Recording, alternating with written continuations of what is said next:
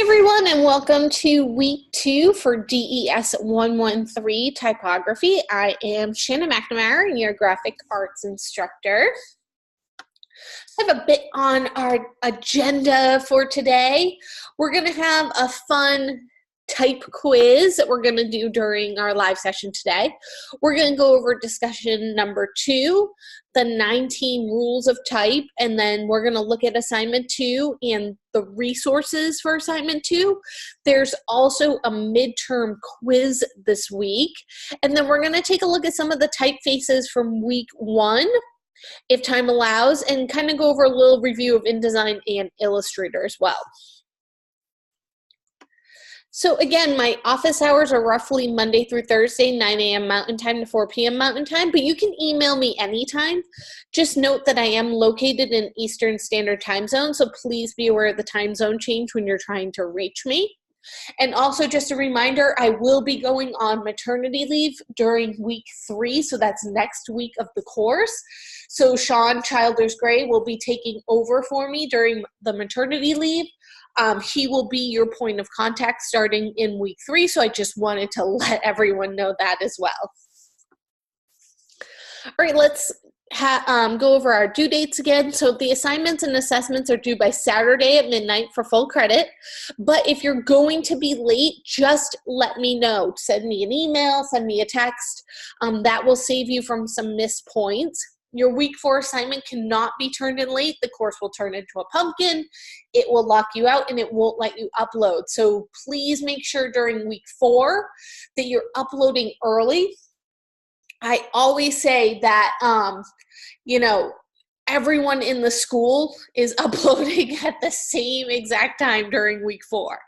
So it takes a long time, or not a long time, but longer than usual sometimes to upload our projects because our projects are usually so big. So please, don't wait until 11:30 p.m. to start uploading, because if it hasn't continued the upload, it will lock you out at midnight. So just keep that in mind. Also, your original discussion post is due by Wednesday at midnight. Make sure that you're responding to 2 of your fellow students and posting on 2 different days. If you have not completed the discussion post for week 1, that will be open through Saturday at midnight for you, because the late discussion posts are only accepted 1 week past the deadline. Also, make sure that you are responding to 2 of your fellow students. That's where I see most of the points being lost each week, is people are doing their initial post, but they're not responding to 2 of their fellow students. So please make sure that you are doing that. Also, if you are missing any work for week 1 will only be open through Saturday of this week as well, through Saturday of week 2. So that's this Saturday at midnight, and then it will close out. So again, make sure that you're aware of the deadlines in the course. And just typing in the chat.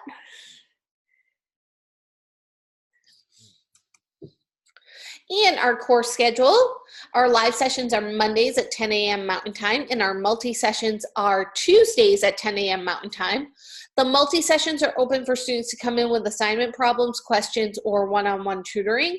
This gives you ample time during the week to get the assignments done, and if you do need any outside help, the Student Success Center is open with tutoring available and no appointments necessary. With that being said, I'm just going to hop over into the course for a second, because I'm not going to be here on week 3 and week 4, I just want to make sure that you can get into somebody else's multi-session if you need to. So if you look, there is in the announcements the 100 level multi-session schedule. So let's just take a quick look at that.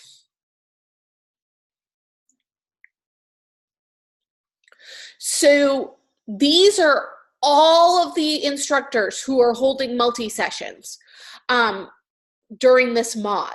So for week 3 or week 4, there is a good chance that you can try to get in with a different instructor if you need some extra help during one of their multi-session times. The ones who I would say have probably taught this class and would have the best resources might be Carly, Pia, Julie, and Sarah.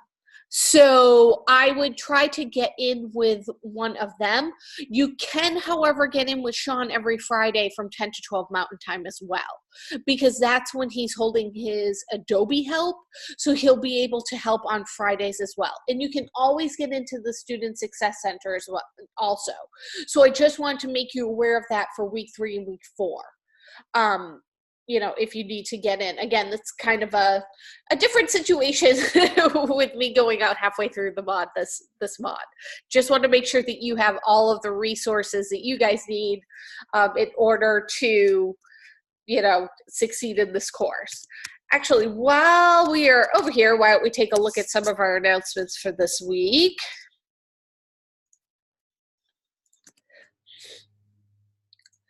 So our learning coach for this mod is Wanda Bryant, and she has hours on Tuesday, Thursday, and Friday of this week. But again, you can get into the Student Success Center at any time that they're available. There should be somebody who should be able to help you out.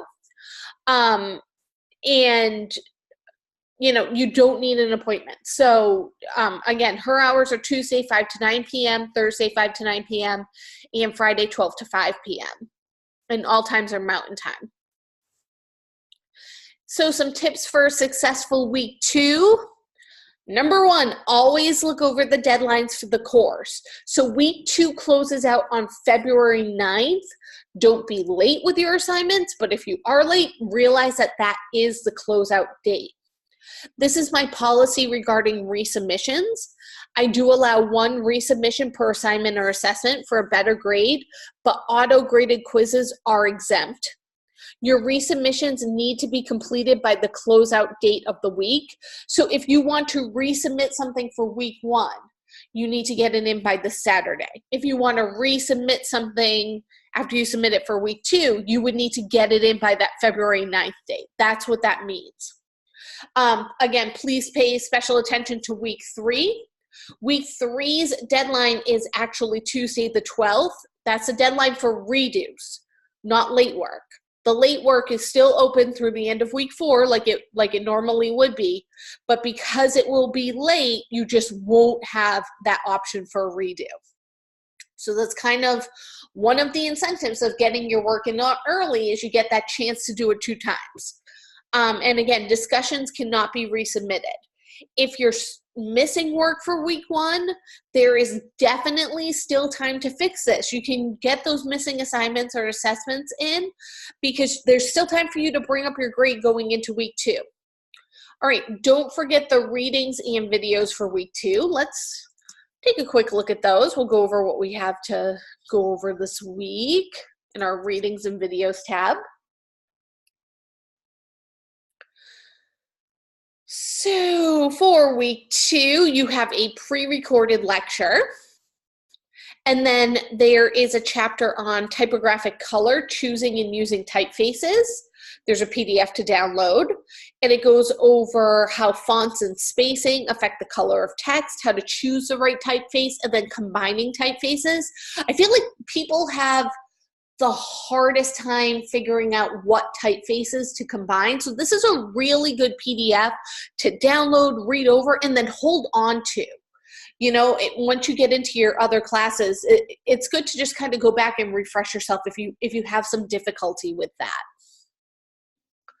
There's also a lynda.com playlist for this week, which goes over an introduction to typography, so exploring the rules of typography, pairing typefaces for maximum impact, finding new typefaces for your project, because it's always, you know, sometimes you might feel like you're in a rut, like you're constantly using the same fonts. I know that happens to me a lot. And then also graphic design foundations. So typographic differences, the language of type, legibility and readability, that's really important.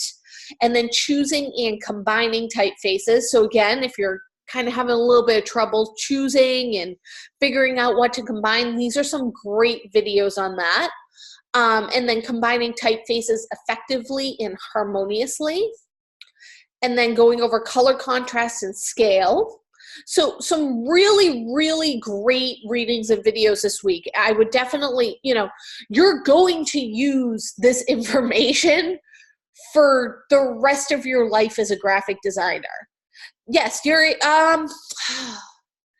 no, I don't believe that you will be able to log into lynda.com when you graduate, just because your access is solely through the courses here. I mean, you can choose at some point, if you wanted to pay for a lynda.com subscription. And I will say this, some companies actually have a lynda.com subscription for their employees, you know, for their graphic arts department.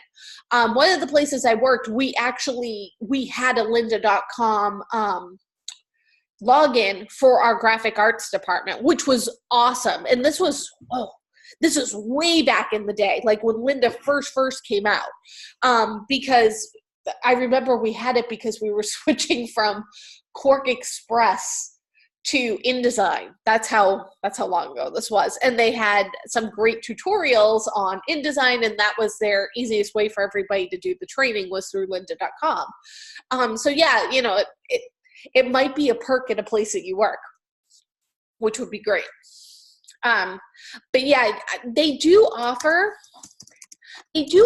subscriptions. I'm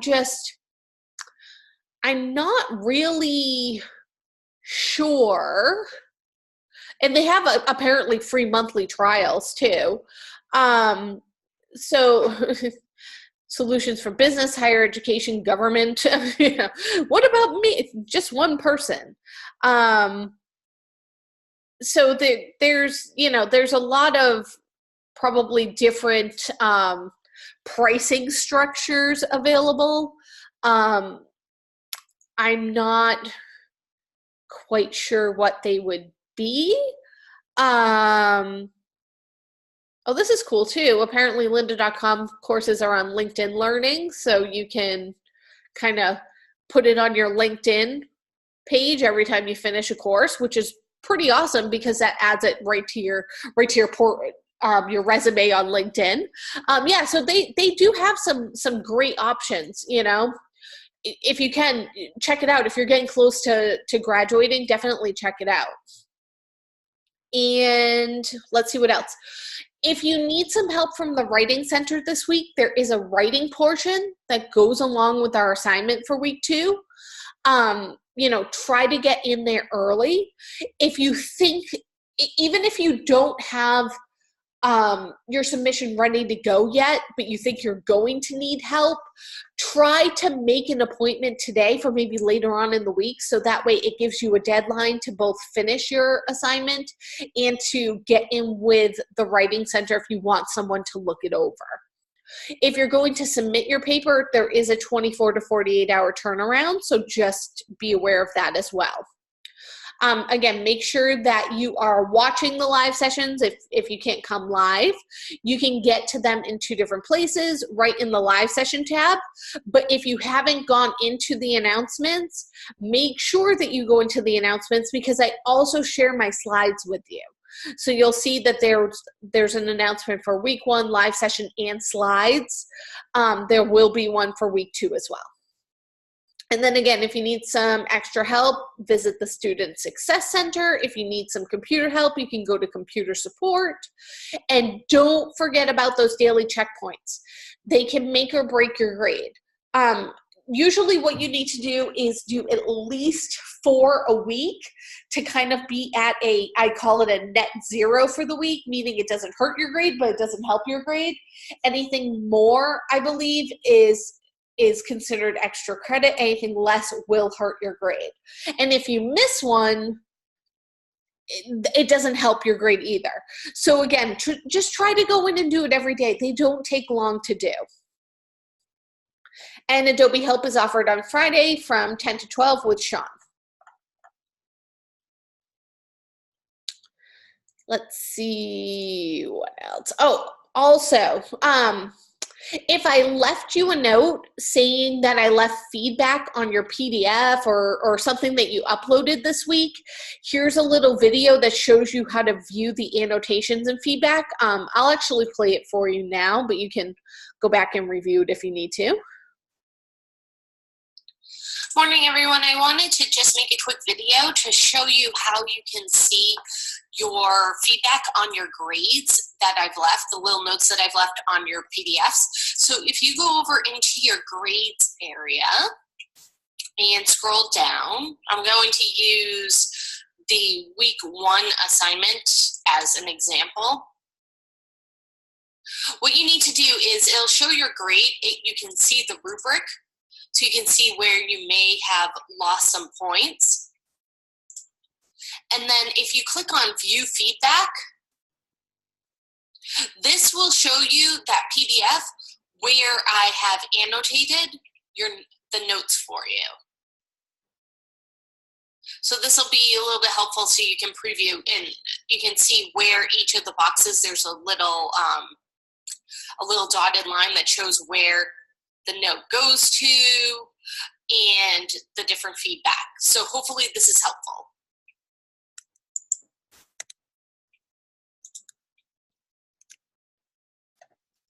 So again, it's one more thing.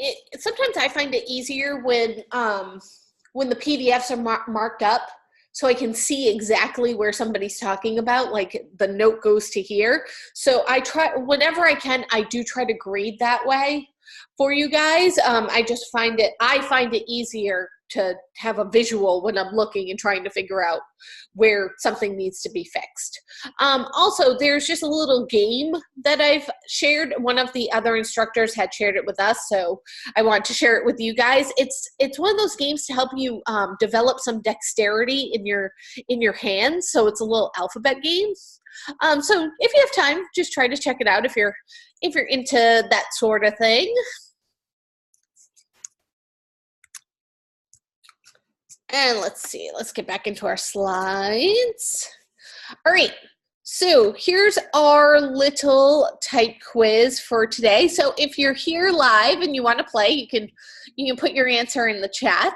If you're playing at home, just write your answer down and you can see if you got it right. So this is just for fun. What's the name of the classification of typefaces that looks like handwriting or calligraphy? Is it 1, serif, 2, slab serif, 3, display, or 4, script?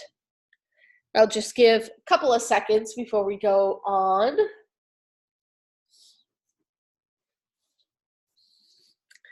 And the correct answer is script font. So a script font, which kind of looks like cursive handwriting.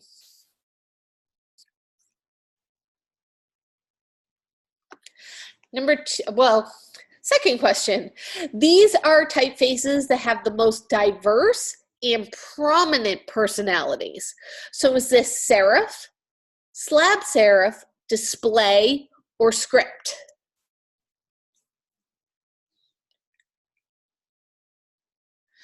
Prominent personality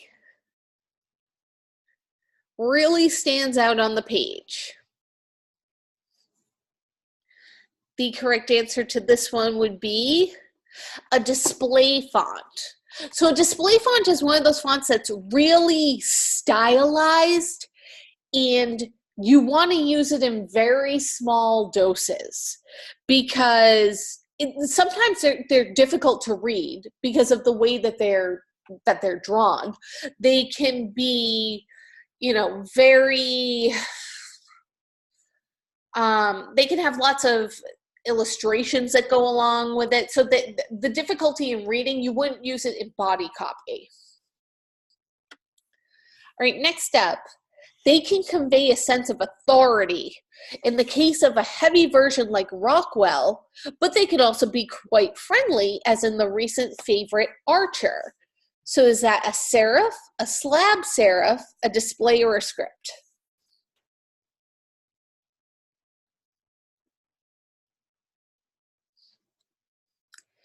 And the answer is 2, a slab serif. Well done in the chat. All right, so let's take a look at some of those different classifications that I was just talking about. So serif typefaces, those are the ones with the little feet. And they appear to be traditional, stable, practical, serious, mature, formal, scholarly, corporate, and business-like. So that would be your Times New Roman, your Bookman, your Baskerville. Those are serif fonts. And there's a reason why, you know, it's considered scholarly. Every time you have to write an APA formatted paper, did you know that you need to use Times New Roman as your font? You do. And Microsoft Word does not default to Times New Roman, which when I was in my undergrad, I learned the hard way because I wrote, I'll never forget it. It's kind of like that ad for the auto place. You know, apparently I just remember when I do things wrong. But I remember I wrote a 15-page paper. It was supposed to be APA formatted with citations on the culture of Nike, which was for a business ethics class, and whether or not Nike as a corporation with the way that they make their shoes was ethical. And I did all of this research and, you know, really presented a strong theory and backed it up. And, you know, I mean, it was very well laid out. And I didn't realize that APA format meant Times New Roman, that is the scholarly font.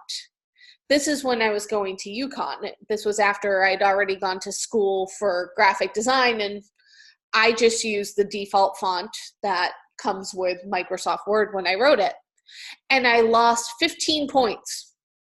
So I had an 85 on my paper, and the only thing I lost the points on was for APA format for having the wrong font. The rest of my paper, I didn't get a point off on the actual content of the paper, but I got an 85 for having it in the wrong font. And I learned that one the hard way.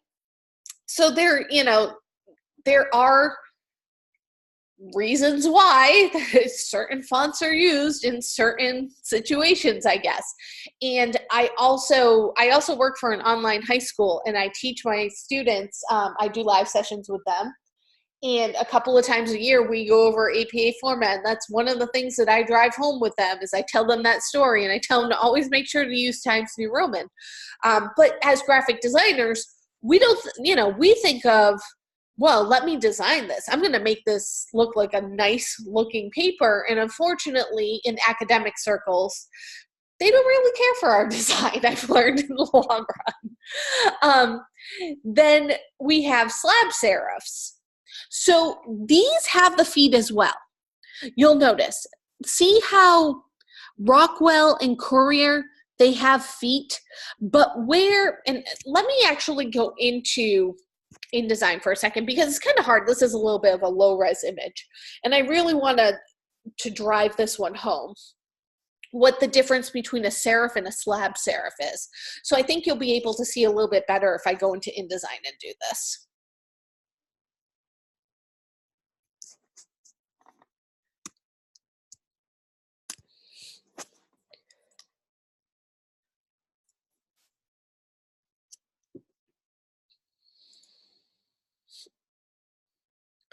So again, for my serif, which would be, we'll use Times.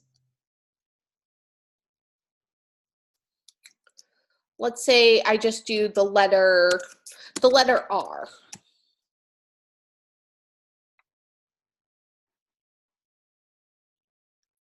Make it nice and big so you can see the difference in the feet. So I have my R in Times New Roman.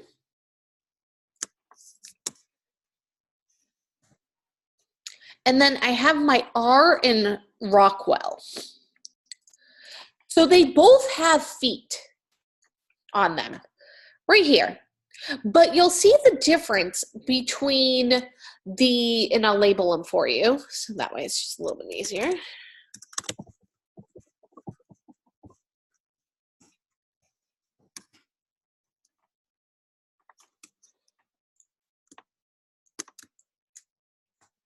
And this one would be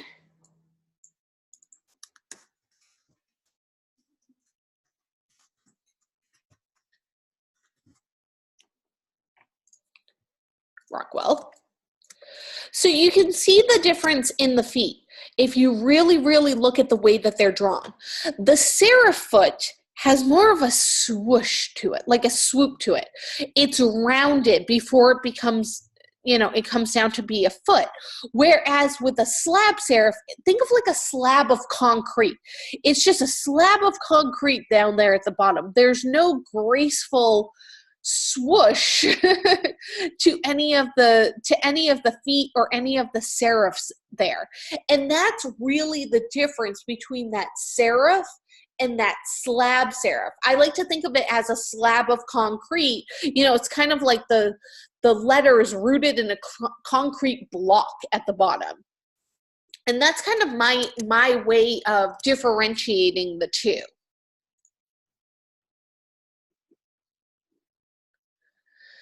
So they have those squared off serifs.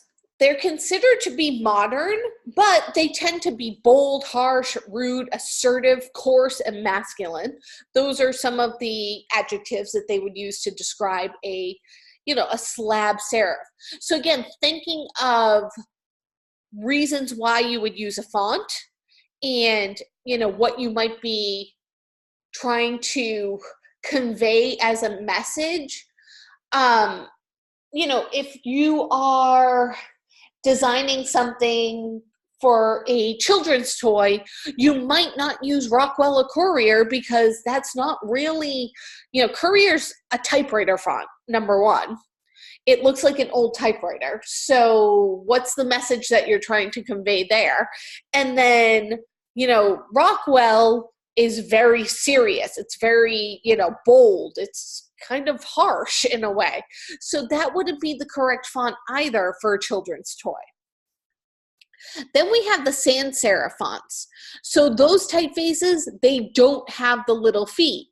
So again, let me go back into InDesign and we'll take our letter R and let's change this to Futura.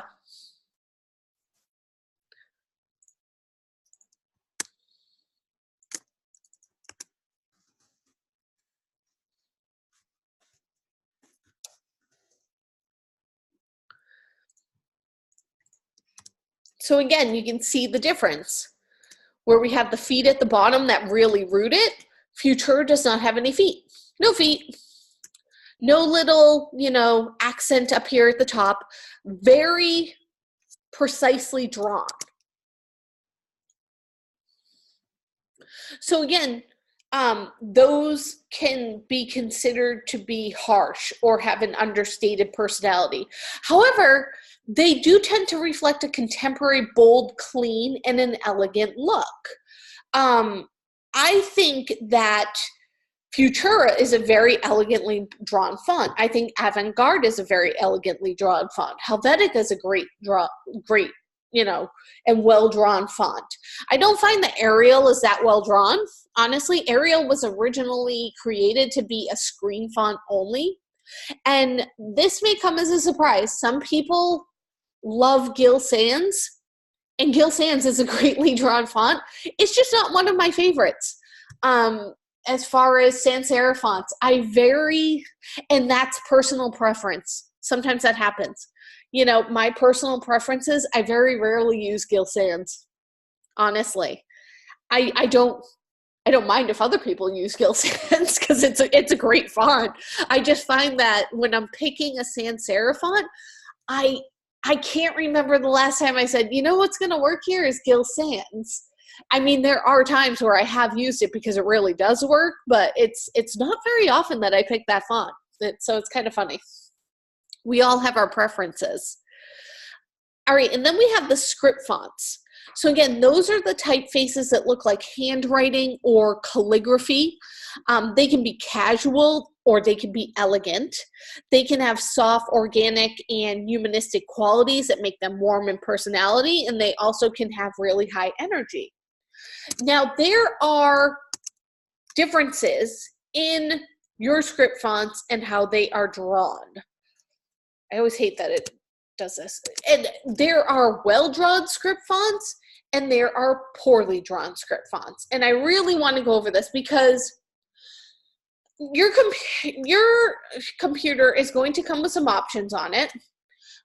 And remember how I was saying last week, whatever is your default that came with your computer, it's probably not a good font. You know, there are some exceptions here, but, you know, there are so many better fonts than some of the defaults that, you know, came with it. And a lot of that has to do with your script fonts. So your computer most likely came with Brush Script. Brush Script is not a good font. It's not well drawn. It's very clunky, to say the least. It's just not a well drawn font. You know, let me just, this F, not well drawn. There are a lot of better options out there. Let's go into our categories. I'm just going to show you some of them. I'm going to pull up what I have on my computer for script fonts. I have Al Fresco right here. You know, look at the difference in the way that this font is drawn as opposed to this font. Again, very clunky. This is just a better drawn font. Let's see what else.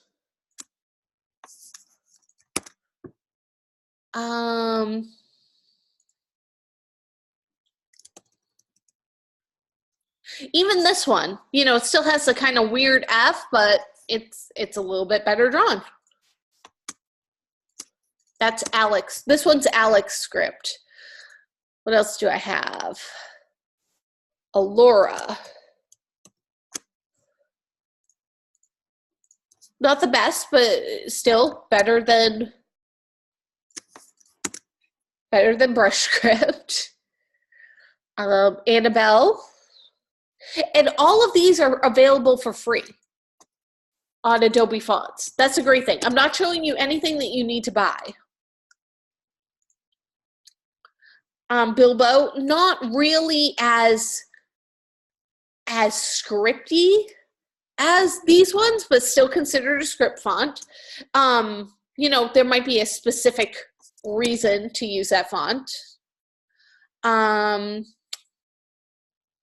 Blackjack, not greatly drawn, but you know, I find that Blackjack really works whenever I'm doing a seafood restaurant.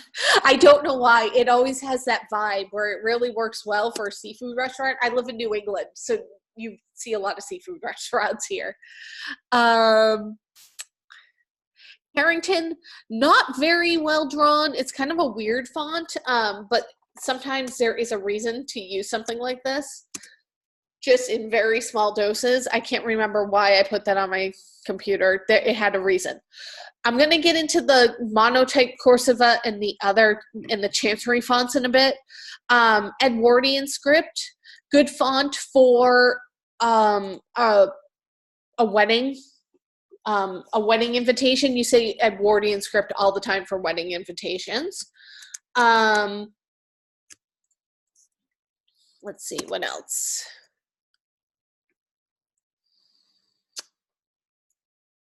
Euphoria, not the best. I like my script fonts to kind of feel like cursive writing where the letters are linked. But again, if you are looking for something kind of particular where you don't want the letters linked, this would be a good option.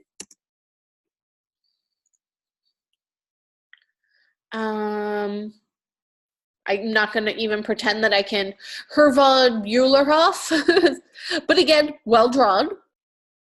Kind of looks like old calligraphy, like an old signature that you might find on the Constitution, honestly. Lobster 2, not well drawn, but again, if you have to make a seafood restaurant. Let me see where there's another one. I have so many here.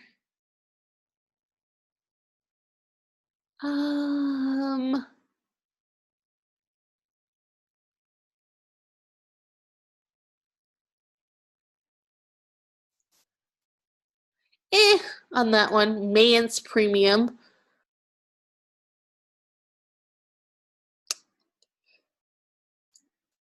Victor Script, again, you know, kind of clunky, but the letters really connect well. And last but not least, let's see what else.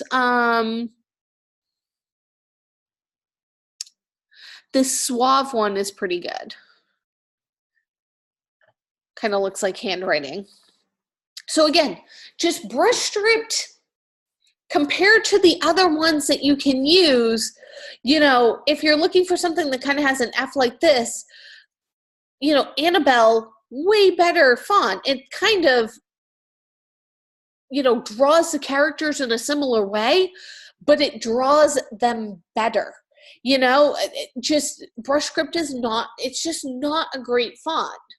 And then also the Chancery fonts, they're just not well-drawn fonts. Really any of them. I hate to say it. Let me kind of show. And clear that filter. So Apple Chancery, it's just not very well drawn. There's probably Monotype Corsiva is a Chancery type font, just not well drawn. You know, the letters, they don't, this is where I'm saying it's not well drawn. There's not good spacing that you can do between the letters.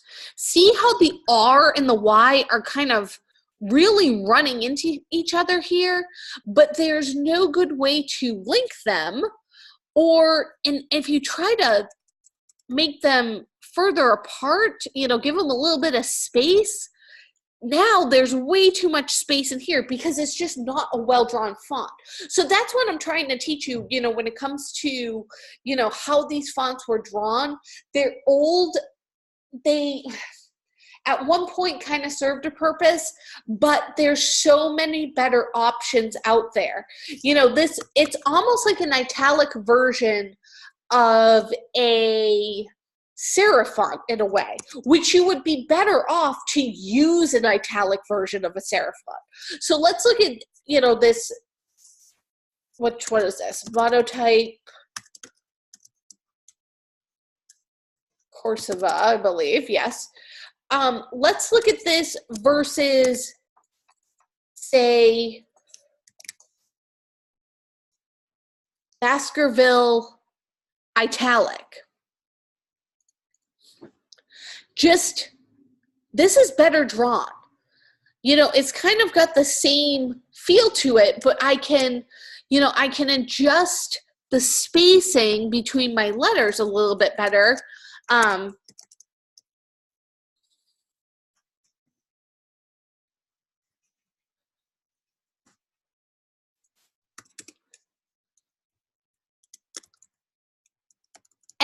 you know, it has a better look to it. So sometimes people are, you know, they're a little confused, but why is it a bad font? But why is that a bad font? And these are my reasons why. It's just the spacing is not good for, you know, for certain words. You can't get that spacing right. So you have to kind of be aware of some of the limitations of these fonts. And if it doesn't look right, and no matter what you're doing, it's just not looking right, you have to sometimes step back and say, why am I so adamant on using this font? You know, why am I so adamant on trying to make Monotype Corsiva or Apple Chancery work? You know, and if there's not really a good reason behind it, there's so many great fonts out there. Pick a different font, you know, that's going to work better for you, and it's going to work for you. You know, make the font work for you, right? Not the other way around. All right, then we have display fonts. So those ones, again, diverse, prominent personalities.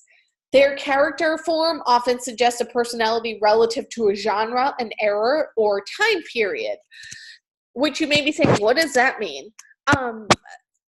Again, just kind of a new page. If I'm thinking of something,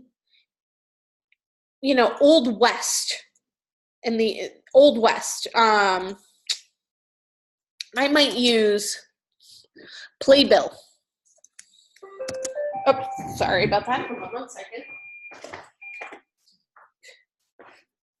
Usually I host our sessions downstairs in my office, but it is so freezing down there that I came upstairs today, and my daughter has changed my Roomba settings to be in a different language somehow, and she also changed the times that the Roomba turns on.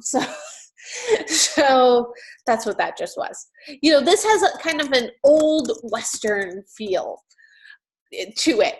So there would be a specific reason, again, thinking time period,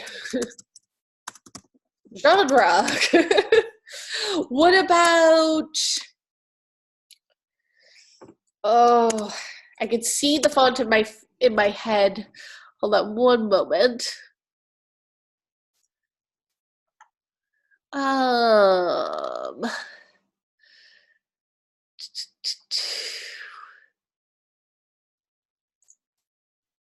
So this is Big Fish.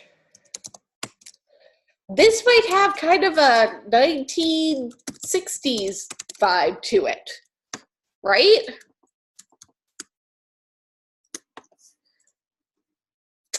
Then we have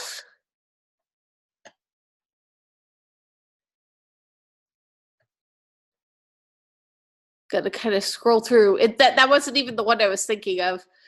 But as soon as I saw Big Fish, I was like, oh, Big Fish is totally 1960s. So what I'm thinking of is the 1920s, and I can see the font in my head, and I'm just not pulling the name out right now.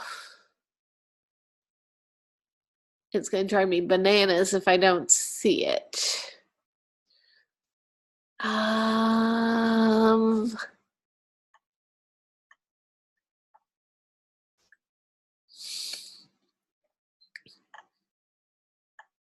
It reminds me of The Great Gatsby. I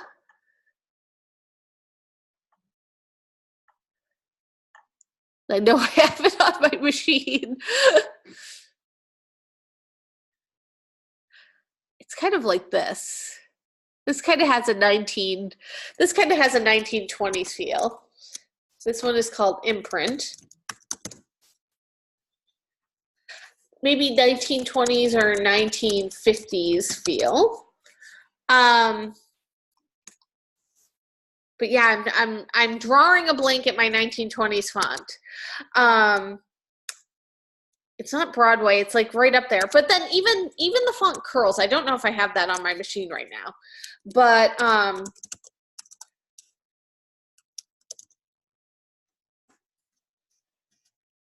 I do. Every time I see curls, I think of, kids, but also the movie Elf, because it's the font from the movie Elf, if you didn't realize that. There it is. That's the Elf font.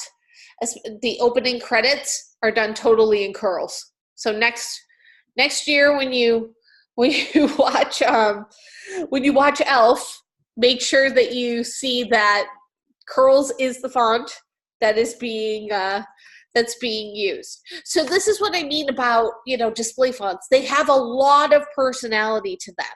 Could you imagine an entire book where the font was Playbill? It would be so hard to read, right? Or an entire paragraph where you've used Big Fish. Way too much. So display fonts are good in small doses. Headlines, call to action. A call to action would be something like,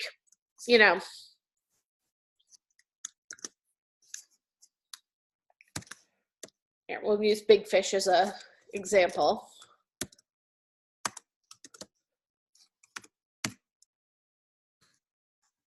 Really? Come on. Big fish. Thank you. You know, something where it says, click here on a website. You know, that might work. That might draw in your attention if you saw something like that with the, you know, big yellow circle behind it. You know, you might say, oh, all right, yeah, click here. But you wouldn't want an entire paragraph or 2 or 3 of text.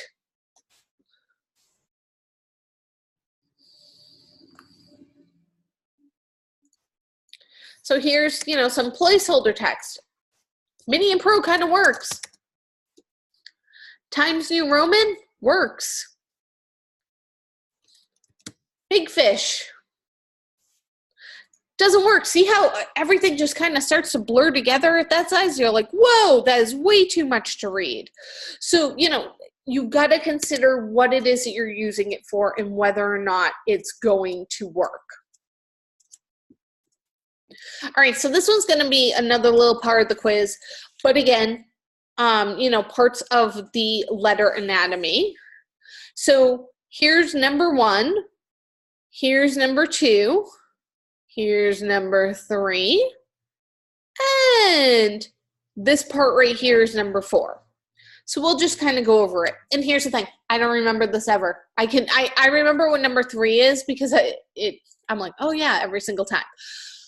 But the anatomy of a letter, there is so much that goes into the designing of a letter. Like look at, and this is a serif font, so it's got the feet. You know, this part right here is called the finial. This part right here on the descender is called the tail. Where the line can cut through and, you know, cut the letter in half is the axis. Here's the loop lobe. Here's the link or neck. The ear, the stem is right here. You know, the crossbar, ascenders, the eye of the E. This is a shoulder. Who would have known?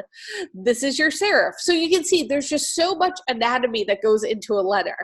So number 1, right here, this part, again, where I said there was that swoop before the foot, that's known as the bracket, the swoop right there. Number 2, right here, this part of the A that comes down, that's the terminal, the little bulb right there at the top of the A. Number 3, the inside of the O or the inside of the G. That would be the bowl. You know, think of soup. You put the soup in the bowl. That's the only reason I ever remember that one.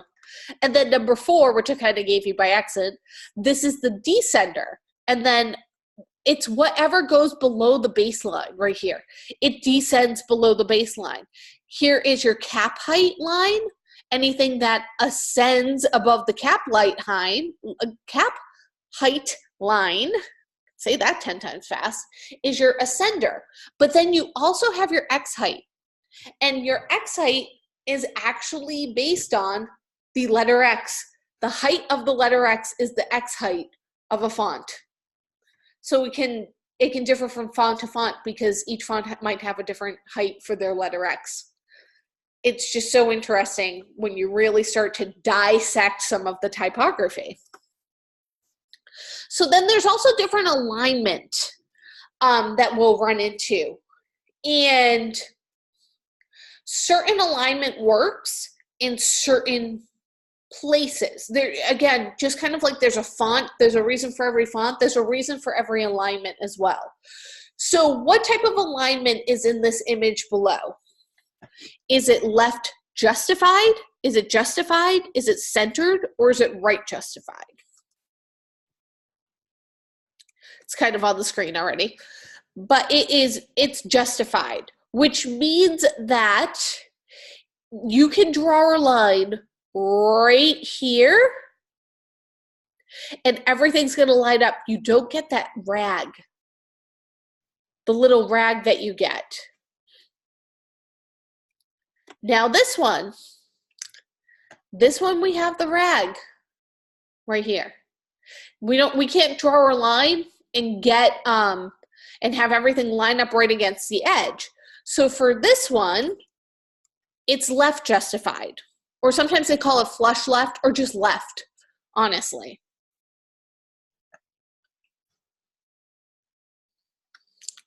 Now this is showing either line spacing, kerning, tracking, or justification.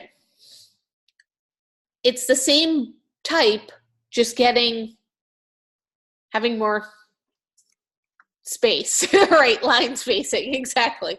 Like there's no real way to give a hint on this one without giving it away. All right, blank is adjusting the space only between characters. Is that letting, tracking, or kerning? And don't feel bad if you forget the terms, because seriously, I have to Google them, and I've been doing this for 20 years. It's actually kerning. Kerning is adjusting the space only between characters. So certain characters. Blank is adjusting the space between letters in an entire group of paragraph or text. So if you grab all of the letters at once and you adjust the space, this is known as tracking. I always mix up tracking and kerning. I don't mix it up when I'm doing it. I just mix up what it's called each time. It's, how often are you having a conversation where you throw out those keywords? It's not very often, honestly. All right. So discussion 2, choosing the right font for the job. So let's go over back into the course. Let me get on a full screen because it hates when I'm in full screen. And I try to go from tab to tab. So choosing the right font for the job, because as we were going over, in my little short demo I did in InDesign, there is a right font for every job. And just, again, it might be personal preference whether or not you want to use Futura or Gill Sans, honestly. But it's not usually personal preference on whether or not it's the right font for the job between using Futura and Big Fish. So that's what it is. No, that is actually using tabs. When you put the periods on the menu in between the item and the price point, that is using tabs with a leader. Yeah, see, all the names are so close. Exactly. So here's how this relates to your career. Everything with typography relates to your career, let's just be honest, but for this particular discussion. So choosing a font for a project is one of the most basic tasks of a designer's job. I kind of hate how that's worded, like, oh, it's one of your most basic tasks. Yeah, it might be, but that can be tough. Let's not disregard how difficult it is sometimes to pick a font, right? So it's also one of the most important jobs that you have, because the right font is going to impact both the look and the usability of the project, and it can quickly make or break the successful delivery of your message. Fonts cannot be chosen just by your personal preference.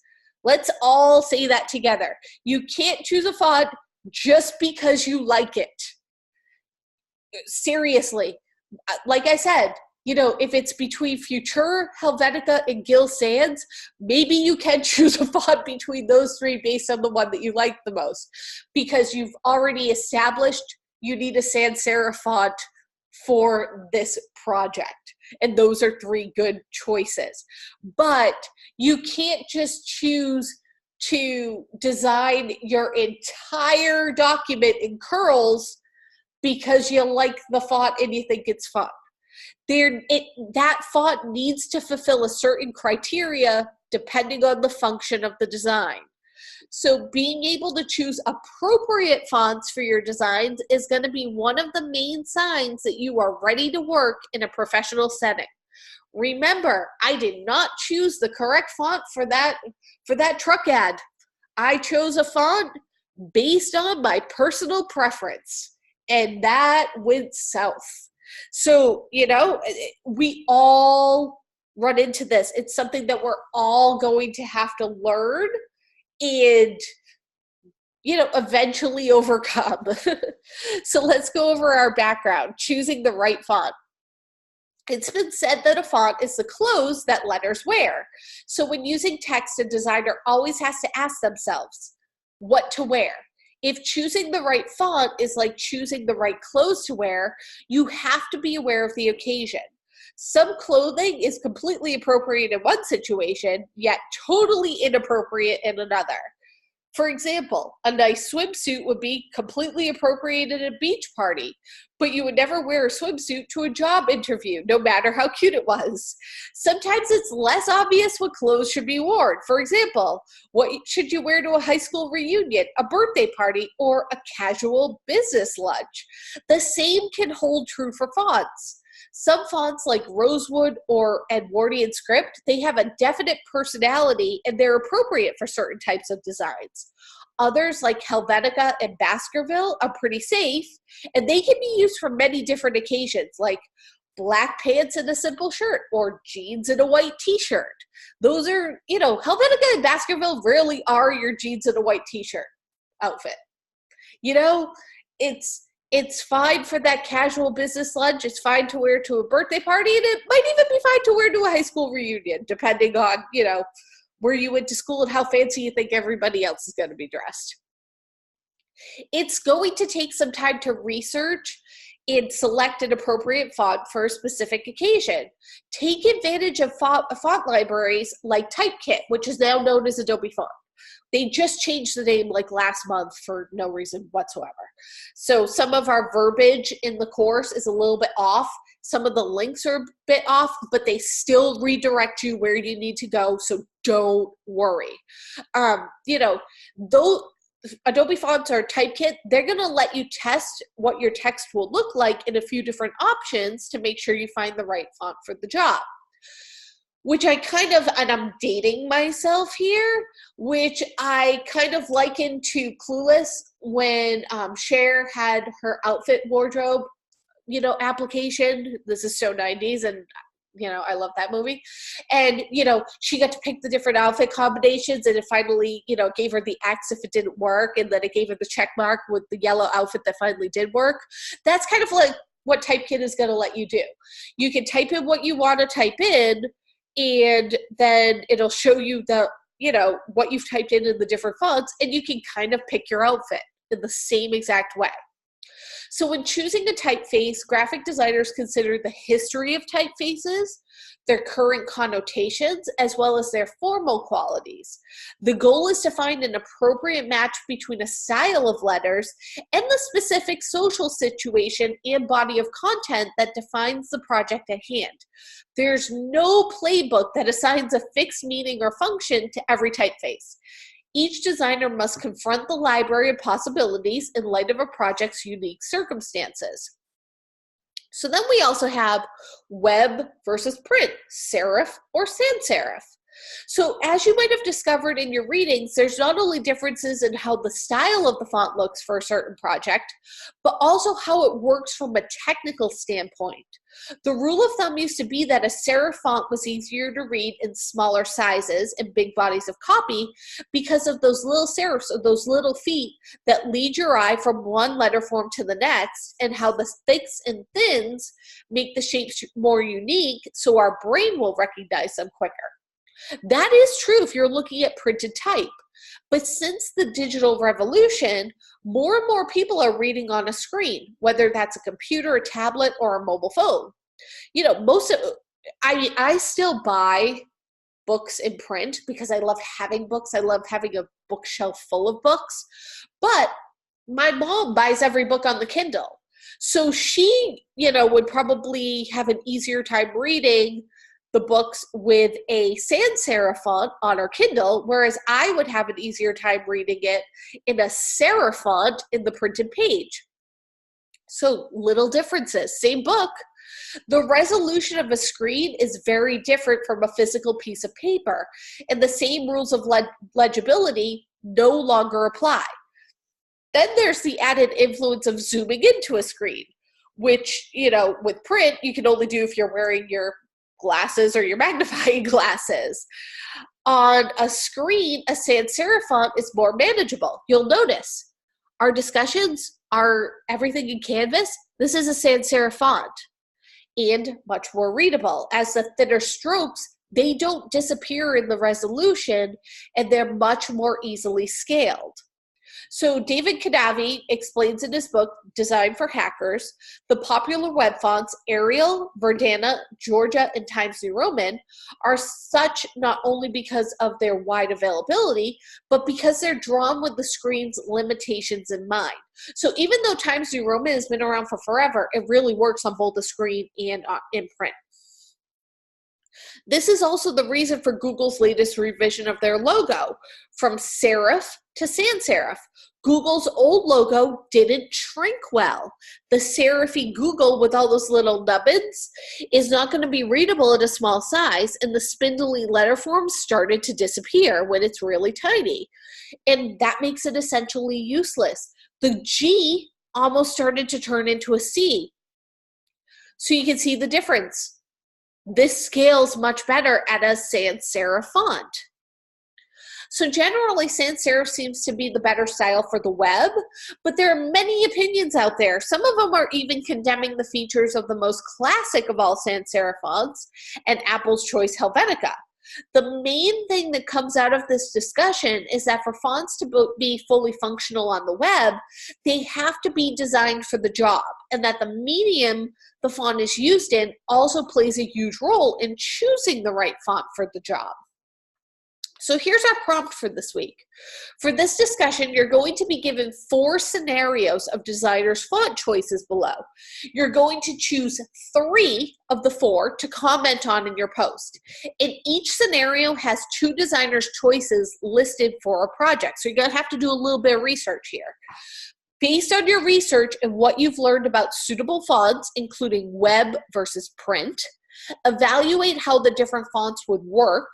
Compare and contrast designer A and designer B's choices and tell us which designer you believe chose the strongest option and why. So keep in mind, both options might be viable, but based on your research that you're doing, which one do you see as the strongest? So scenario A, or scenario 1, is a headline for an article on a news website. Your choices are Mrs. Eves, all caps, or Frutiger bold, compressed. Scenario 2, the word courage as a tattoo design. Designer choice A, Amador. Designer choice B, monotype Corsiva. Scenario 3, an invitation to a baby shower. A is Shelby, B is Optima. And you can see these are all of the fonts down here. Body copy for a digital version of a romance novel. So not only is it a book, it's a romance novel, and it's digital. Is it going to be Avenir Book or Bookmania Lite? So choose 3 of the 4 scenarios listed above and cover the following in your main discussion post. Which scenario that you are evaluating, again, you need to do at least 3, so make sure you name the scenario in your discussion. Which designer's font did you determine was the best choice, designer A or designer B, and why? You need to explain why. What did you find in your research that supports this decision? So that would be your citation for this week. Showing your research and where you found it. And then include at least 3 qualities of each font that made it suitable for the occasion, including the mode of delivery, is it web or print, and why. Also, you may take a screenshot for each font example above and embed it into your discussion post for an easy visual reference to point out the nuances of the font. In your replies, be sure to state why you agree or disagree with your fellow classmates' choice and reasoning. And here are some things to consider when you're responding. Did you guys choose the same designer? Okay, that's pretty cool. But were your reasons similar for why you chose them? Or did you find another quality in the font as to why you chose it?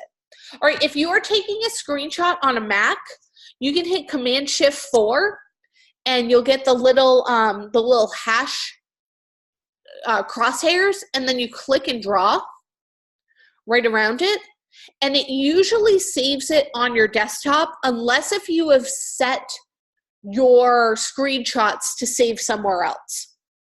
If you're on a PC, it's print screen, and then you have to copy or paste it into like Word or MS Paint or something. If you are on, or there's the snipping tool on a PC. It's easiest to do it, honestly, on a Mac because it's just Command-Shift-4, and then it gives you the little hashtags.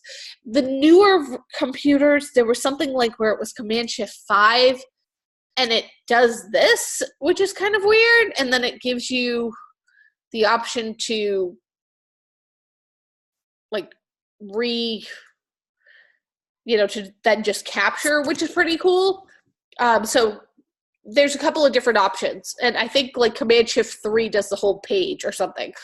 Right, yeah, Command-Shift-3 is the whole page. So there's a couple of different options. The Command-Shift-5 really is actually kind of easy. I'm just so used to doing Command-Shift-4 that's what I do. So again, make sure that you have an APA citation for this week. Make sure that you have your main post is 150 words. And your follow-up posts are at least 50 words each, and don't copy and paste the same response to two different students. All right. So I'm just going to mute myself for 1 second. I just need to blow my nose. I'm probably getting a little bit difficult to understand, so hold on 1 second.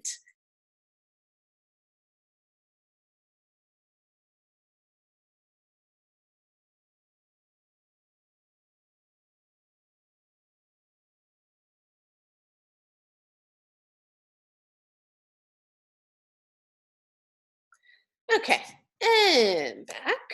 There we go. So again, that discussion is actually a really great, way to kind of think about why we use fonts in a certain way, and to kind of, just get your brain thinking in that direction. Because, again, as cool as something looks, that doesn't mean that it's the right font for the right job. That's why I love giving that example of, doing that car ad wrong, because it just, it wasn't the right font for the job. And, these are things that you learn over time. Nobody goes into graphic design and instantly knows, what the best font is for every situation. And, I've been doing this for 20 years, and there's still times where I'll pick the wrong font. And then I'll see somebody will make a suggestion. I'm like, man, you're right. That is such a better idea for this. Like, that works so much better. And, so we're constantly learning. We're constantly evolving. And that's because, they're constantly coming out with new fonts. So, why wouldn't we keep learning and keep finding better solutions for things? All right, let's talk about the 19 rules of typography, right? Only 19, or, oh my gosh, 19. But, and a little bit about obeying the rules. So rule number 1, for optimum legibility, choose classical, time-tested typefaces. So remember how I was saying that the typefaces that you were learning about in week 1, if you're ever at a loss as to what to use, go back to that list. There are some great choices and some really well-drawn fonts on that list. They are your jeans and t-shirt. They're your khakis that you're going to wear to the business meeting. They're that little, the black cocktail dress that, no matter what, that's fine. It works in every situation, right? Go back to those. Rule 2, Be mindful not to use too many different typefaces at any one time. There really is a rule of thumb on this. Here's my rule of thumb. Let's say that you are designing a poster. Do not use more than 2 fonts. 2 fonts. Maybe one font is your headline, and maybe that same exact font is your call to action somewhere, like visit our website to see our great deals. Your second font can be your body copy. 2 fonts. That is more than enough. I think people think that we need to like add more, and it's really does not work with typography. Too many fonts on the page is like too many cooks in the kitchen. It's like sitting down with this is going to come out wrong, but I mean, people who are married probably will get it. If you're not married, you can probably understand the situation. It's like sitting down at the table with your mom and your mother-in-law and having each of them say to you, and asking both of them, what is the best way that I should raise my children? Can you imagine that, how that conversation would go? Anyways, too many cooks in the kitchen, too many typefaces on the screen. You know, be mindful. Ask one person, ask one font to do the job. Rule 3, avoid combining typefaces that are too similar in appearance. So what does that mean? Do not use 2 different sans serif fonts together.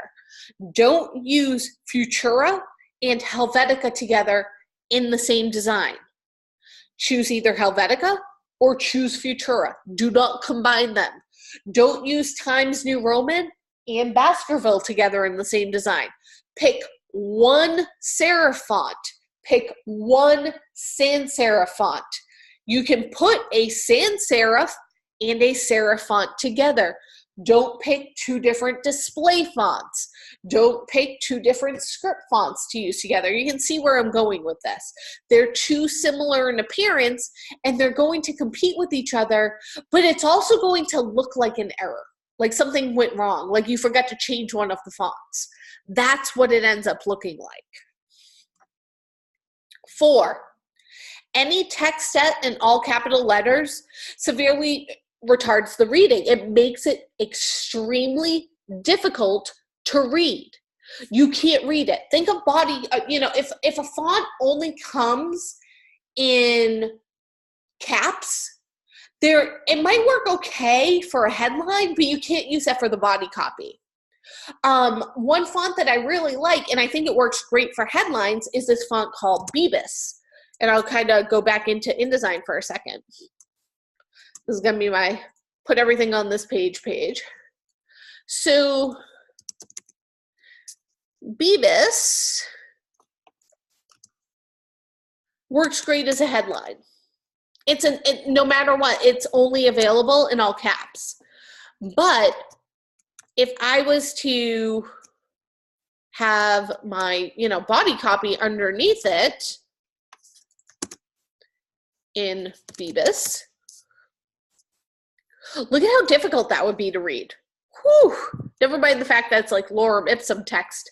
But I mean, just zooming out, your eye just sees lines. There's no up and down of, the font to help the readability. Whereas if I use something like, Baskerville, so can't you already see that that's so much easier to read? Way easier to read. Rule 5. For text type, use sizes that, according to legibility studies, prove the most readable. All right, and I actually have a link on the screen.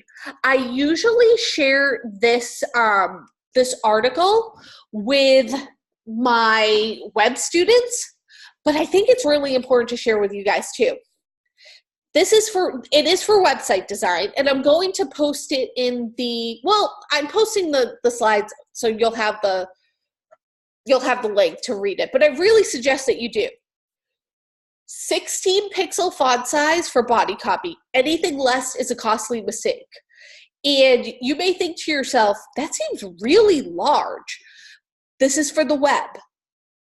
You know, they've done usability studies on this, on why 16 pixels should be the minimum, even though sometimes with print we default to 12.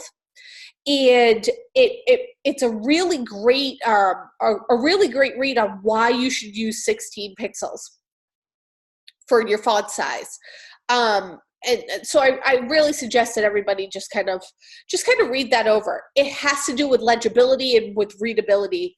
And, you know, when people are on your website, they're already looking at a screen. You know, sure, they might have to bump up the screen to be able to see things okay, et cetera, et cetera. But I mean, ultimately, you know, you want them to be able to read what you're saying without having to do all of these different things to make your website more legible, because chances are they'll just go on to the next site. Who's going to spend that time?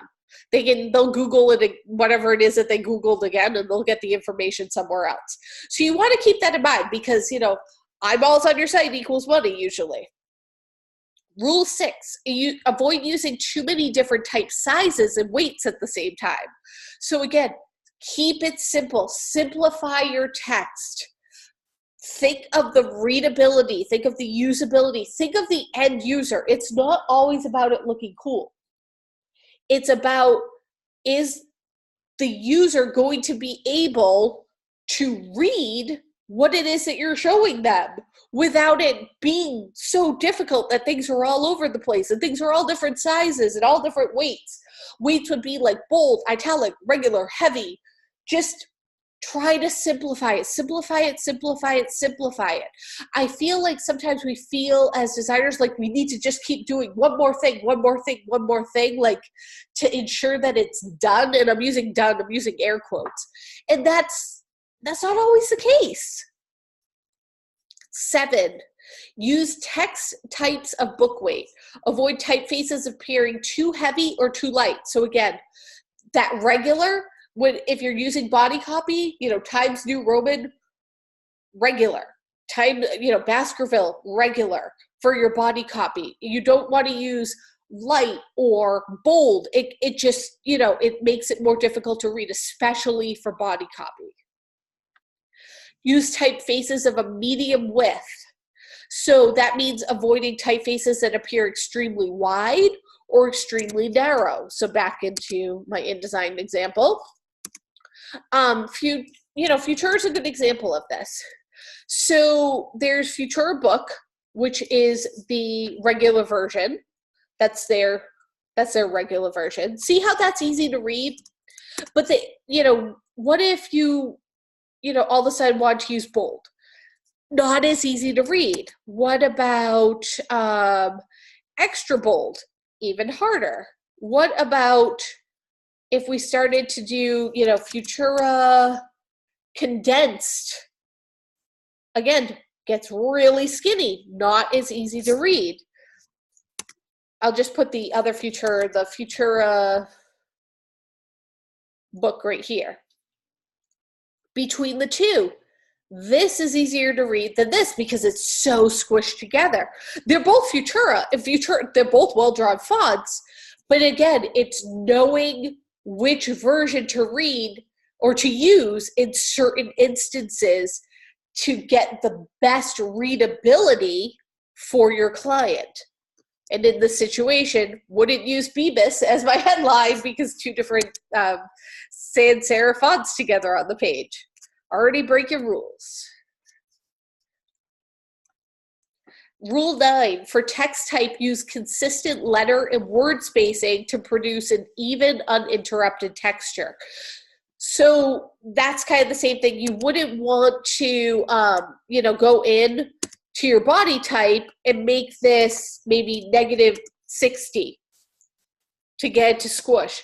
There will be instances when you are out in the field where somebody's going to give you so much ad copy, you're going to have to use the condensed version and you're going to argue with everybody and say, this doesn't work, it doesn't look good, and your boss is going to say, that's what the client wants.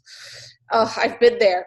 But again, just try to stick with the rules. There's going to be a time where I'm sure somebody's going to make you break the rules, but try to stick with the rules. Rule 10, use appropriate line lengths. Lines that are too short or too long disrupt the reading process. What we were always told is 2 alphabets. That's how long your line lengths should be, 2 alphabets long. So A through Z, and then A through Z again. Rule 11, for text type, use line spacing that easily carries the eye from one line to the next. So that means, remember how we set up last week and we did 10/14? That was a good amount of line spacing. You probably wouldn't want to use anything less than, this is 12/14. This is a good amount of line spacing. Technically, you could go down to 12/12 if you needed to, but look at what happens right here. See how close the ascenders and the descenders get to each other when you do something that small? There's a reason why, we try to use the appropriate amount of line spacing, which is usually 2 points larger than the font size. It's a good rule of thumb. It doesn't work with every single font, but it's kind of a good rule of thumb. If your font size is 12 points, your spacing should be between the lines should be 14 at least. But if you do too much spacing, again, that makes it difficult to read as well. So, there is a happy medium out there.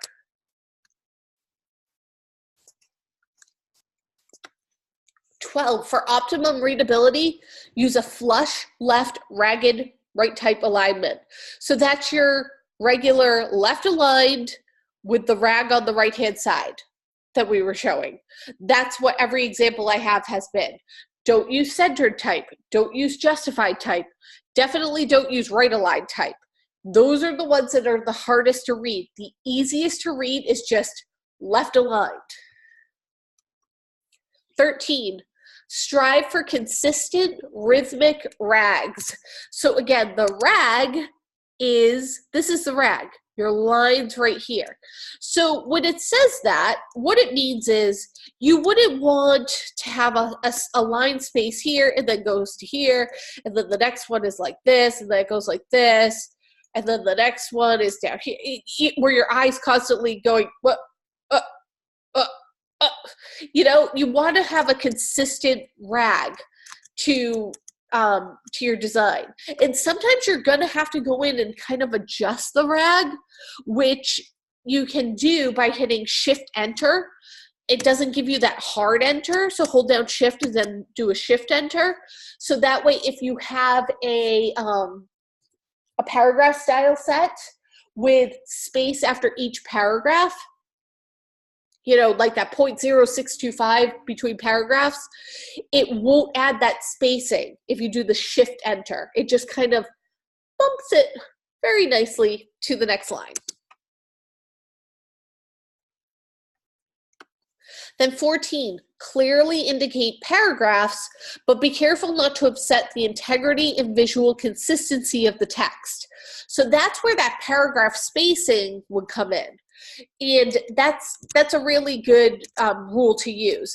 That's where having let's do a quick paragraph style so I can show you.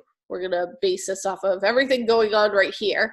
So if I go to indents and spacing and I add space after that 0.0625, that's a good amount of space. See how it just clearly defines my paragraphs by adding that little bit of extra space? It looks nice. It flows nicely that way.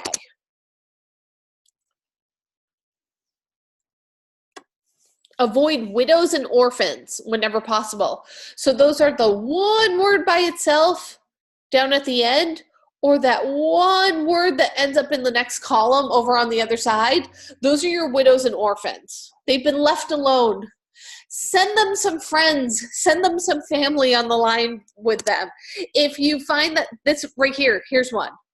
A good way to do this is to find any hyphens earlier in the paragraph. And again, shift enter,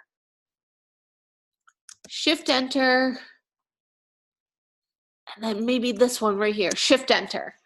And now he has 3 friends on the line with him. He's not by himself anymore. So it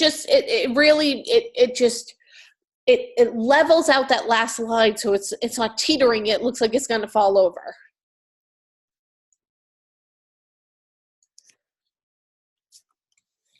"16, emphasize elements within the text with discretion and without disturbing the flow of reading." So let's say that you need something to stand out in your text. There's a word that you need to stand out. There's going to be times where that happens, where you need a little bit of emphasis. Use the same font family. So maybe I need this word, this line right here to stand out. So within the same family, I'm going to go to, maybe I'll go to book oblique and just kind of italicize that, but maybe I need it to stand out just a little bit more. Medium oblique, just a little bit bolder. It's a subtle distinction, but it's not disturbing the rest of the text. It's not like I did something where I changed it to Times New Roman, bold, italic, and it really just, whoa, like that looks complete. Now it's really, why is this word all by itself standing out, against the text? So, there we go. No, I want to change you back.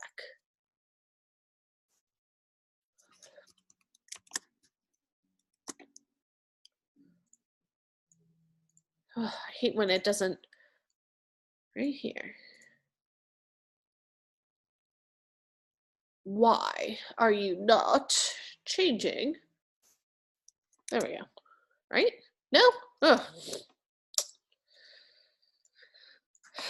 The whole point of the paragraph style is to attach a style to it. There we go. But I hate since the upgrade to Adobe CC 2019, I have found that not everything works in the paragraph styles the way they're supposed to. So if you run into something weird, it's probably not you. It's probably Adobe. So again, do something with discretion, not disturbing the flow of the reading. Always maintain the integrity of the type. That means do not scale it. Don't scale it to 80% of its width or 120% of its height. Maintain that integrity. That font was designed at that size for a reason, because it works best at that size. So keep that in mind. There's mathematical components that come into play with those fonts. And if you start to scale them and skew them, you're ruining the integrity of the type. 18, always align letters and words on the baseline. So on that baseline grid. I like that this rule has lined paper behind it, and it's clearly not aligned to the baseline grid. And then there was supposed to be 19. I don't know where number 19 went. But did I have one in there? Wow, that's weird. I don't know where number 19 went, but there we go. All right, so for this week's assignment, let's take a look real quick and go over it. You're doing some font category research. So again, career relevancy. With all the font offerings available to designers, separating font families into different categories is a good way to narrow down your choices to find a font that fits your purpose. Being familiar with these classifications and categories and their appropriate uses will also help you communicate more clearly with other designers and clients. So here's our background: type categories, classifications, and font families. In the 19th century, printers and foundries started to separate fonts into different classifications based on some of the main features. Serif and sans serif are the broadest of those classifications. So serifs, again, they have the little feet, and then the sans serifs don't have any feet. Within those categories, there are other subclassifications that are sometimes used to further define serif fonts with certain qualities, such as humanist, old style, transitional, modern, Egyptian, slab serifs. And there are newer classifications for other types of fonts with similar characteristics, like those found in Typekit, such as monostyle, handwritten, script, decorative, black letter. More specifically, font families are groups of fonts that have been designed to belong together. Often they're just different styles of the same font, like Futura Bold, Futura Regular, or Book, Futura Italic, things like that. Some font families expand to include condensed and expanded versions. Each sometimes even has a light, a regular, an italic version as well. Even though they may belong to the same type classification, each of these font families has their own specific name, history, and design background. So you're going to explore using Typekit. Your computer comes installed with quite a few commonly used fonts, many of which have become overused and misused by people with little or no understanding of the impact of proper font choices. But there is a whole world of font choices that are available to you. Many popular fonts like Universe, Saban, and Clarendon, you need to pay for in order to use in your projects. I love Universe. Universe is such a beautifully drawn sans serif font, but it is like super expensive, so I don't have it. It's kind of similar to using stock images. These and many other well-designed fonts, they're copyrighted. And this can become quite expensive for a designer or a client, especially if you're only using the font for a headline or for one specific advertisement. But as an Adobe CC user, you are not stuck with using only the fonts that come on your computer. Typekit, again, Adobe Fonts right now, but you'll notice the link still works. It brings you to Adobe Fonts. Typekit is now Adobe Fonts. Here's the link. It's here. With your Adobe CC subscription, you have access to hundreds of fonts through Typekit, which has the ability to sync fonts into your Adobe CC program like InDesign, Illustrator, and Photoshop, and then use them in all of your design projects without having to download them to your computer. It also works with Dreamweaver, so you have fun web fonts for your website, which is pretty cool. So here's a note. Some fonts have several different type styles available, and you do have to sync each one of those type styles to use it. So here's your prompt for this week. For this assignment, you're going to explore fonts in 8 different type categories and evaluate their use and proper application. Using Typekit to sync one font from each of the 8 classification categories: serif, sans serif, slab serif, script, black letter, mono, hand, and decorative into your CC library. So I'm going to show you something real quick. Here we are. We're at fonts.adobe.com. We're going to go to Browse Fonts, top left-hand corner. Oh my gosh, look at this. Sans serif, serif, slab serif, script, black letter, mono, hand, decorative. What does that match? Every single thing that you need for this week. Click on it. It only shows you the sans serif fonts. It only shows you the serif fonts. It only shows you the slab serif fonts. They have done a whole lot of work for you for this assignment. One of the perks, if you are watching the live session this week. So you are going to choose a font that you don't already have on your computer. And then you're going to use the font details and availability tabs for view and information about that font. So let's say that you picked Battle Slab, which is actually a pretty cool drawn font.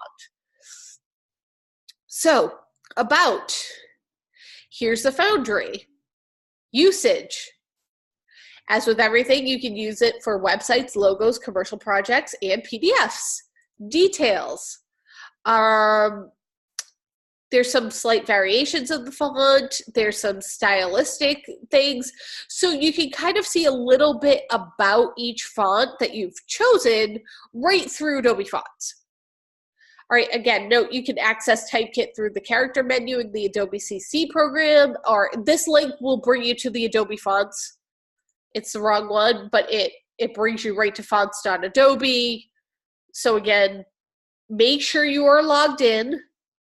You should see your login right here if you have a picture with your face. Make sure you're logged in with the same exact login as your Adobe CC so it will sync to your InDesign, to your Illustrator, to everywhere.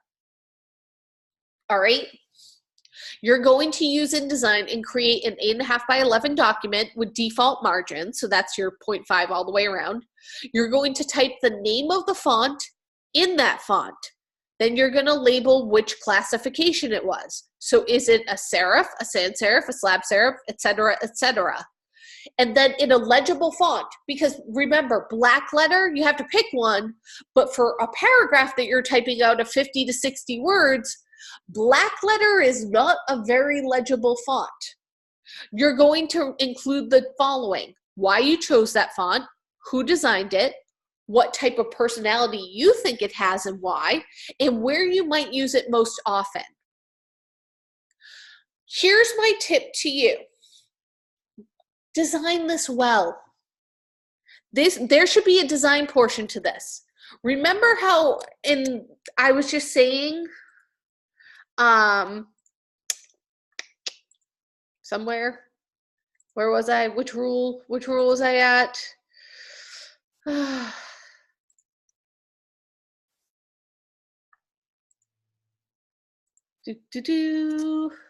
least amount of fonts possible. Keep it simple.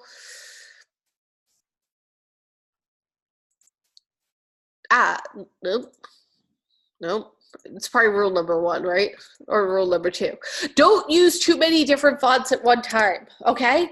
So when you find your legible font to write a brief paragraph that goes with your serif font, why not use that same legible font for every paragraph you write? Think of how nicely that will look if you set it up that way. Here's an example. I will just show you real quick so you can see what I'm talking about.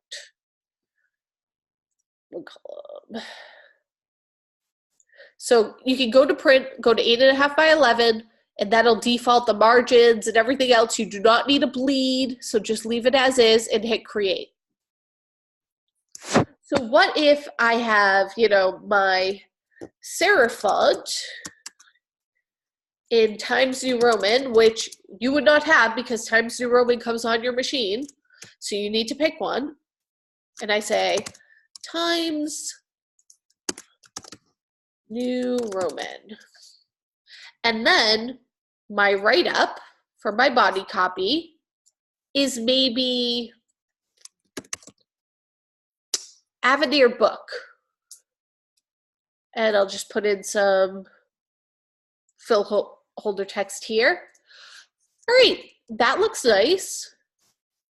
I want a consistency to my design. So I'm going to copy this.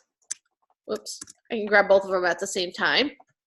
Hold down Option and hold down Shift and then just start to drag. You can make a copy of it.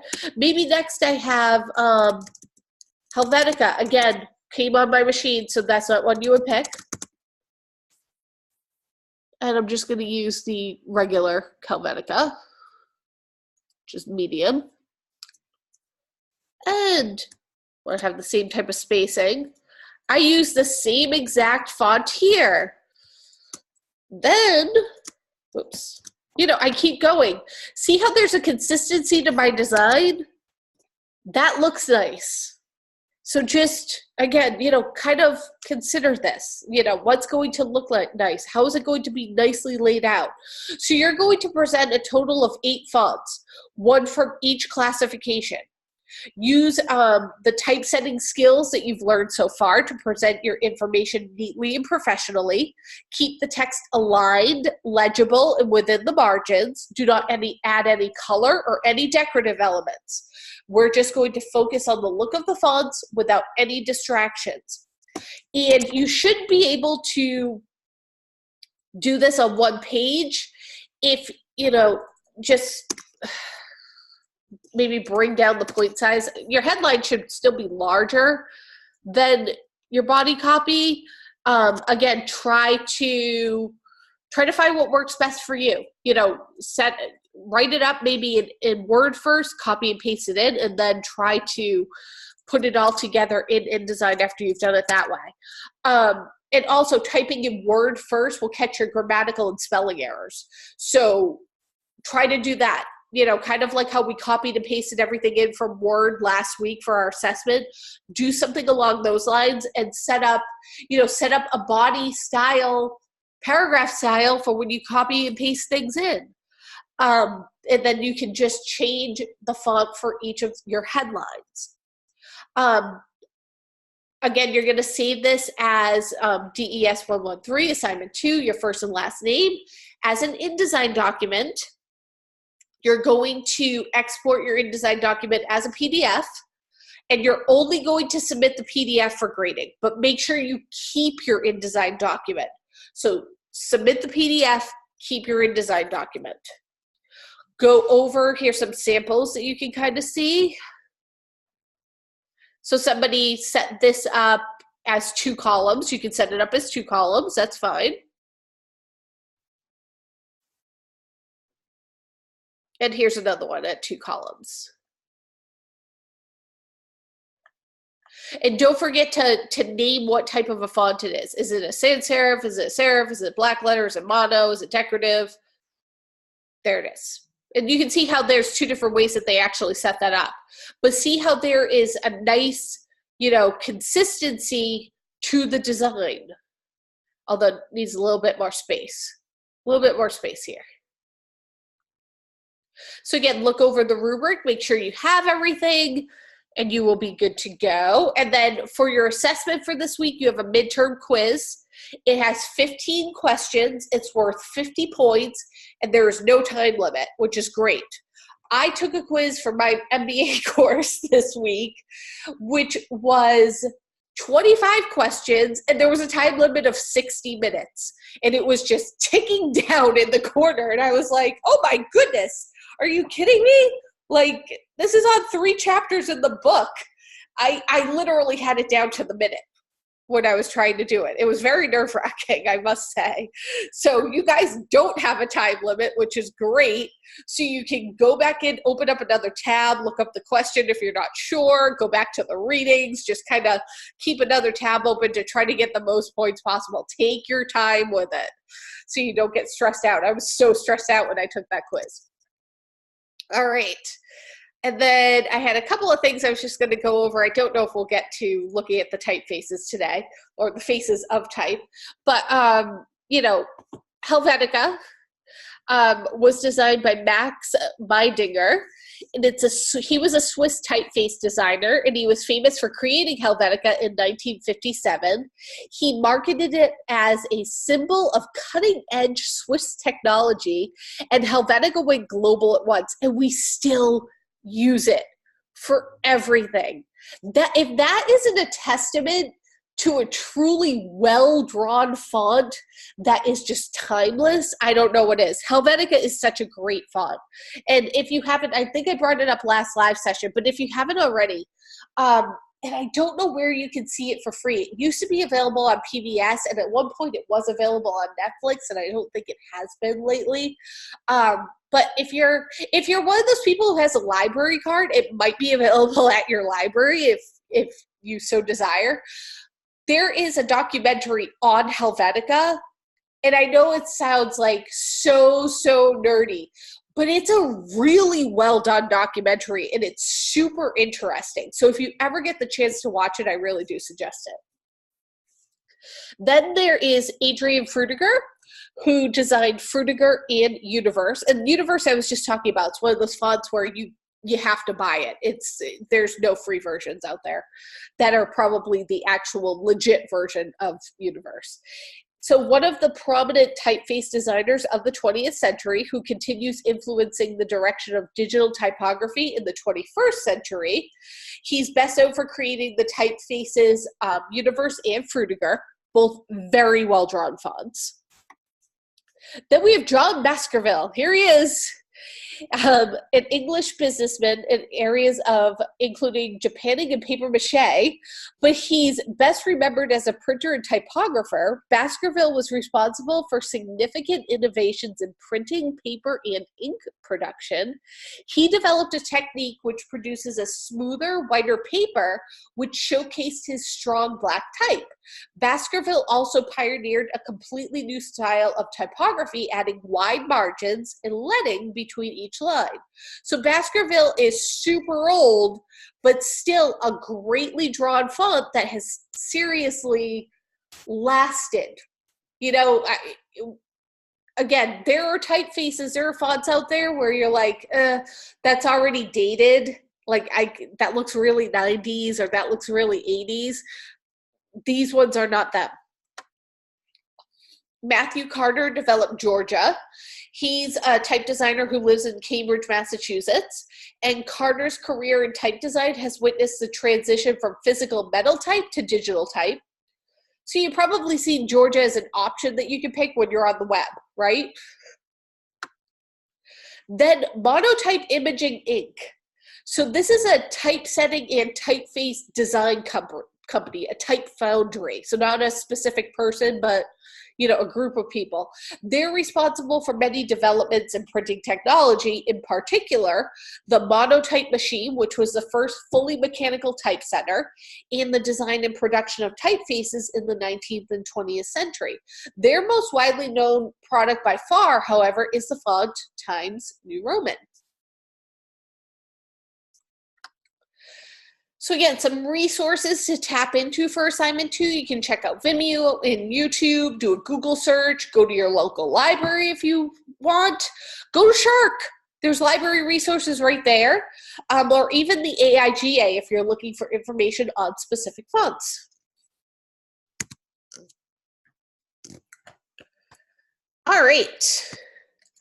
So we've got about 10 minutes left. I'm going to just kind of turn on a slideshow and we'll look at some faces kind of as a gallery. I'll just do it quickly like this. Hopefully they'll load relatively quickly. So we've got a Dido typeface.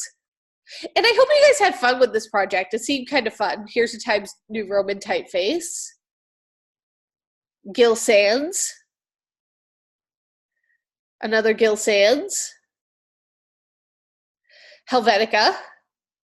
I loved when people really got into doing the texture of the hair. I thought that was really fun. This one was not labeled. I think that this is Times New Roman. Baskerville. And you can really see the personality in this. Clarendon. Times New Roman. Times New Roman. Helvetica. Helvetica Regular. Futura. I like the eyes going off. This one was not labeled, but I want to say, oh, I don't remember which one this one was off the top of my head. Futura. Baskerville. Dido Regular. Futura. Another Futura. Helvetica. Super Clarendon Black Italic. Baskerville. Castellan Semi-Bold. Clarendon. Another Gill Sans. Futura Medium. And that was it for this week. So again, if you have any missing work, please get it in by this Saturday for week 1. The deadline for week 1 is this Saturday. It's going to close out, and that will be the end of week 1. So please do everything you can to get your missing work in. If you find that you have any questions or concerns, please feel free to come to the multi-session tomorrow. And if you do have any other questions or concerns, you can always send me an email, go visit the learning coaches. We have a lot of resources to help you out. So thank you for being able to make it today. I hope that you guys are enjoying the class so far. And again, going into week 3, I will be going on maternity leave, so Sean will be taking over for me, and we'll be doing your grading going forward for weeks 3 and weeks 4, and he will be your point of contact. So you won't have a full mod with me, but again, please let me know if you guys need anything this week, and I hope you have a great rest of your day.